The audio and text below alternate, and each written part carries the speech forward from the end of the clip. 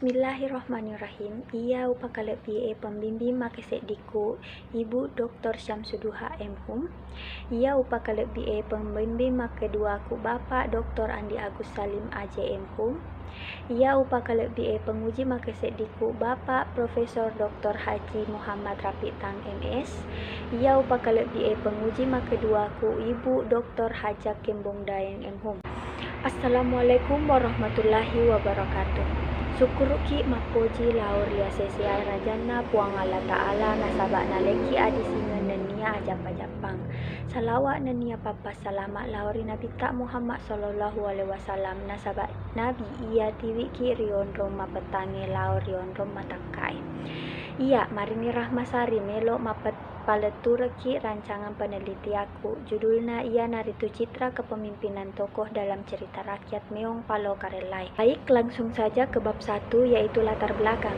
Dewasa ini pemimpin terkadang hanya menyalahgunakan kedudukan. Masih banyak yang bertindak sendiri demi keuntungan sendiri. Krisis kepemimpinan menyebabkan sulitnya menemukan figur pemimpin yang dapat dijadikan panutan bagi generasi muda. Oleh karena itu, perlu adanya upaya pembinaan kepada generasi muda untuk menjadi pemimpin masa depan yang memiliki integritas moral dan intelektual. Cerita dari Meong Palo Karelai ini memiliki kisah cerita kepemimpinan yang dapat dijadikan teladan untuk generasi muda ke depan.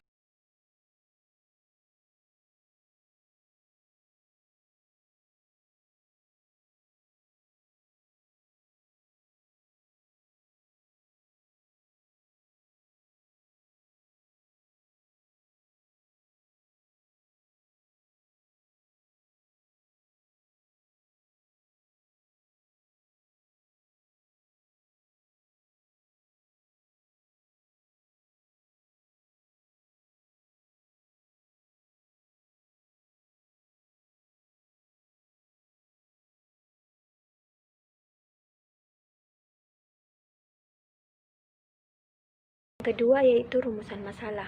Rumusan masalahnya yaitu bagaimanakah citra kepemimpinan tokoh yang terdapat pada cerita Meong Palo Karelai. Yang ketiga yaitu tujuan penelitian. Tujuan penelitian ini yaitu mendeskripsikan citra kepemimpinan tokoh dalam cerita rakyat Meong Palo Karelai. Manfaat penelitian terbagi atas dua. Yang pertama itu manfaat teoritis dan manfaat praktis.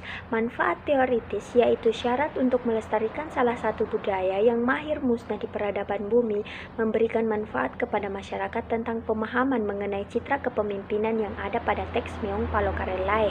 Yang kedua yaitu manfaat praktis. Manfaat praktis terbagi atas dua lagi.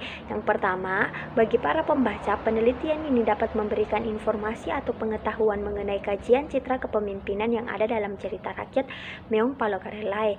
Yang kedua yaitu bagi mahasiswa program studi pendidikan bahasa dan sastra daerah, penelitian ini dapat dijadikan referensi untuk lebih tahu tentang sastra daerah. Pada bab 2 yaitu tinjauan pustaka, di mana yang pertama yaitu kajian teori terdiri atas beberapa. Yang pertama itu teori sastra. Menurut Semit tahun 1988 halaman 8, sastra dibuat oleh pengarang yang memasukkan realita kehidupan masyarakat ke dalam ceritanya. Yang kedua yaitu ada karya sastra. Karya sastra merupakan dunia imajinasi pengarang yang merupakan hasil kreasinya setelah ada bayangan tentang lingkungan sosial kehidupannya. Setelah itu karya sastra kemudian dikreasikan sekaligus ditafsirkan melalui bahasa. Yang ketiga yaitu citra atau pencitraan, di mana menurut Suki Hastuti dan Suhartono pada tahun 2000 halaman 45 dalam bukunya bahwa citra merupakan sebuah bagian dari simbol atau gambaran mengenai keadaan manusia sebagai perseorangan yang kesannya bersangkutan dengan indera makna kata, frasa atau kalimat dan merupakan unsur dari konsep citra perempuan. Sedangkan menurut Whelan dan Warren tahun 1993 dalam bukunya halaman 240 bahwa hal ini citra kemudian muncul terus-menerus sebagai perwakilan sesuatu. Pada saat itu pun citra bisa menjadi simbol. Yang keempat ada kepemimpinan. Kepemimpinan adalah bawaan alamiah dalam diri manusia. Menurut Suradinata tahun 1997 dalam bukunya halaman 11, kepemimpinan ialah kemampuan seseorang memengaruhi pikiran, perasaan, atau tingkah laku orang lain untuk mencapai tujuan yang telah ditentukan sebelumnya, di mana kepemimpinan ialah orang yang dapat memimpin kelompok dua atau lebih. Yang kedua yaitu ada kerangka pikir. Kerangka pikir pada penelitian ini merupakan penelitian studi sastra yang akan dipelajari. Di mana kerangka pikirnya itu ada sastra. Sastra terbagi atas dua yaitu teori sastra dan karya sastra. Turunan dari teori sastra yaitu citra kepemimpinan, sedangkan pada karya sastra yaitu Meong Palokaralai. Kemudian dipertemukan pada analisis dan pada temuan. Tiga yaitu tinjauan pustaka, di mana tinjauan pustaka terdiri dari beberapa. Yang pertama yaitu jenis penelitian. Jenis penelitian yang digunakan pada penelitian ini adalah deskriptif kualitatif. Jenis penelitian ini merupakan ke dalam realitas yang sifatnya ganda, hasil konstruksi dan merupakan hasil dari penamaan yang menurut Sugiono tahun 2011 halaman 10. Jenis penelitian ini mengenai citra kepemimpinan tokoh yang terdapat dalam teks Meong Palokarelai. Yang kedua yaitu desain penelitian. Data yang dikumpulkan adalah berupa kata-kata, gambaran, dan bukan angka-angka. Hal ini disebabkan oleh adanya penerapan metode kualitatif. Tiga yaitu ada definisi istilah, di mana penelitian ini dilakukan dengan cara mendapatkan suatu gambaran yang sesuai dengan tujuan penelitian, agar supaya penelitian ini tidak ada kesalahan yang terjadi dan kurang jelas atau salah tafsir dalam memahami fokus penelitian.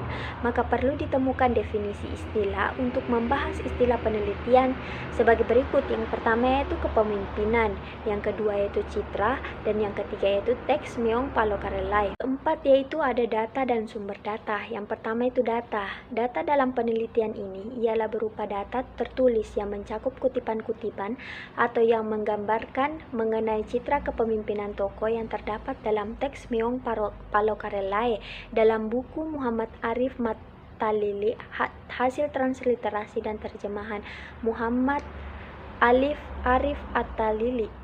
Yang kedua yaitu sumber data. Sumber data pada penelitian ini adalah orang yang mencakup keseluruhan isi teks Meong Palokarelai halaman 1 sampai dengan 53 buku Muhammad Arif Mattalili, hasil transliterasi dan terjemahan Muhammad Arif Mattalili, Pusat Penerbitan dan Pengembangan Bahasa Departemen Pendidikan dan Kebudayaan tahun 1998. Teknik pengumpulan data terbagi atas tiga. Yang pertama itu teknik dokumentasi, teknik baca, dan teknik catat. Yang pertama itu teknik dokumentasi. Teknik dokumentasi dilakukan dengan berbentuk tulisan atau gambar yang menjadi catatan kejadian di masa lampau. Dalam penelitian ini, calon peneliti menggunakan tulisan yaitu kumpulan buku Bugis Muhammad Arif Mattalili, transliterasi terjemahan Muhammad Arif Mattalili. Yang kedua yaitu teknik baca. Teknik baca ini digunakan dengan tujuan memperoleh keterangan yang benar mengenai citra kepemimpinan tokoh yang terdapat dalam teks Meong Palokarelai, buku Muhammad Arif Mattalili, hasil transliterasi dan terjemahan Muhammad Arif Mattalili. Yang ketiga yaitu teknik catat. Teknik catat digunakan dengan tujuan mencatat hasil gambaran dari pembacaan mengenai citra kepemimpinan tokoh yang terdapat dalam teks Meong Palokarelai, Muhammad Arif Mattalili, hasil transliterasi dan terjemahan Muhammad Arif Mattalili. Berdasarkan teknik analisis data terbagi atas 4. Yang pertama itu identifikasi data, yang kedua itu klasifikasi data, yang ketiga itu penganalisis dan pendeskripsian data, dan yang keempat yaitu penarikan kesimpulan. Pertama yaitu identifikasi data. Proses ini bertujuan untuk menyeleksi data dan memfokuskan data yang akan dianalisis. Dalam menyajikan data, peneliti membaca dengan teliti teks Meong Palokarelai, kemudian mengidentifikasi data yang termasuk dalam citra kepemimpinan. Yang kedua yaitu klasifikasi data. Data yang telah diperoleh dicek terlebih dahulu, kemudian disajikan ke dalam rumusan masalah. Data yang akan digunakan sesuai dengan rumusan masalah yang telah diuraikan oleh peneliti untuk selanjutnya dideskripsikan. penganalisisan dan pendeskripsian data. Dalam menganalisis data, penulis berfokus pada interpretasi dan pengetahuan penulis sendiri. Data dalam penulisan ini berupa kata, untuk itu disajikan dengan cara deskriptif. Penyajian data dalam penelitian ini dilakukan dengan cara bersistem agar penelitian ini terarah. Yang keempat yaitu penarikan kesimpulan. Penarikan kesimpulan dilakukan dengan cara merumuskan hasil analisis dari data yang telah diperoleh dan disajikan.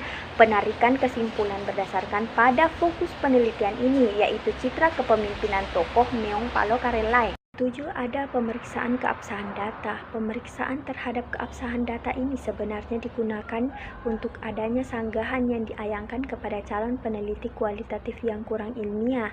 Ini menurut Maleong tahun 2007 halaman 320. Keabsahan data sebenarnya dilakukan sebagai pembuktian bahwa yang pertama ada perpanjangan pengamatan. Perpanjangan pengamatan ini dapat meningkatkan kredibilitas atau kepercayaan data. Gunanya agar data yang dititik fokuskan pada pengkajian terdapat data yang telah didapatkan kemudian dicek, setelah dicek kemudian data yang didapatkan benar, maka kredibilitas perpanjangan pengamatannya diberhentikan. Yang kedua ada meningkatkan kecermatan. Meningkatkan kecermatan adalah salah satu cara agar bisa memeriksa data apakah data terkumpul, disajikan dan dibuat sesuai dengan tepat atau tidak. Agar ketekunan penelitian meningkat bisa dilakukan dengan cara membaca berbagai referensi, buku, hasil penelitian yang terkait dengan pembandingan dengan hasil yang telah diperoleh. Dengan ini, maka dapat dikatakan bahwa laporan yang telah dibuat semakin berkualitas. Triangulasi. Cara mengkaji kredibilitas data dilakukan dengan mengecek data kepada sumber yang sama tetapi menggunakan teknik yang berbeda. Apabila teknik pengajian kredibilitas data hasilnya akan berbeda, maka penelitian tersebut melakukan diskusi lebih lanjut kepada sumber data yang bersangkutan, hanya ingin memastikan mana yang dianggap sudah pasti. Ini menurut Sugiono tahun 2007 halaman 274. Kuniro wedding upalaturaki nareko engka ada-adaku salah tak dan pengeka merajah. Assalamualaikum warahmatullahi wabarakatuh.